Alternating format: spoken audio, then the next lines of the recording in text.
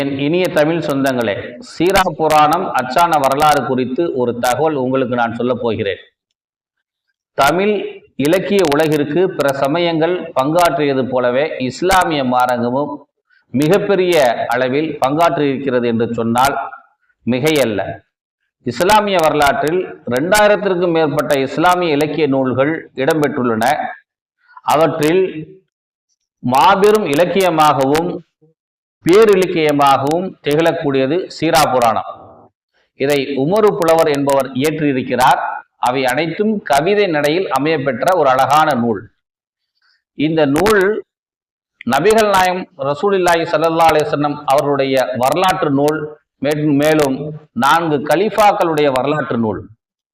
இந்த நூலை ஒலி சாஹிப் என்பவர், பரங்கிப்பேட்டையை சார்ந்த ஒலி சாஹிப் என்பவர் ஷைஹு அப்துல் காதிர் லப்பை ஆலிம் என்றும் புலவர் நாயகம் என்றும் சேகனா புலவர் என்றும் சொல்லப்படக்கூடிய காயல் பட்டினத்தை சார்ந்த இவர்களுக்கு வழங்கி அவர்கள் அவற்றை சரிபார்த்து ஷைஹு அப்துல் காதிர் லப்பை ஆலிம் அவர்கள்தான் 1842ஆம் ஆண்டு முதலாக பதிப்பித்து வெளியிட்டார்கள். பின்னர் இவர்களே 2வது முறையாக சரிபார்த்து 1843ஆம் ஆண்டு வெளியிட்டார்கள். இதை சென்னை புரசேவாக்கம் வித்யா விலாச அச்சுக்கூடம் எனும் இடத்திலிருந்து வெளியிடப்பட்டதாக வரலாறு சொல்லி காட்டுகின்றது. இந்த நூல்கள்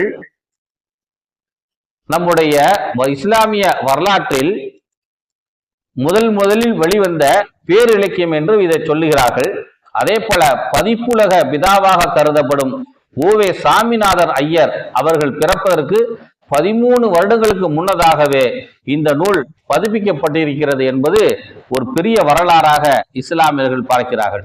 அதே போல தமிழ் இலக்கியத்திலேயே முதலாக எழுதப்பட்ட நூல் 1812ஆம் ஆண்டு திருநெல்வேலியைச் சேர்ந்த அம்பலவான கவிராயர் என்பவர்தான் திருக்குறளையும் நாலடியார் நூலையும் முதலில் வெளியிட்டிருக்கிறார் என்பது வரலாறு.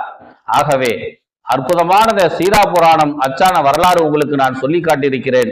சீரா புராணத்தை பாருங்கள், படியுங்கள், பரவசம் அடையுங்கள்.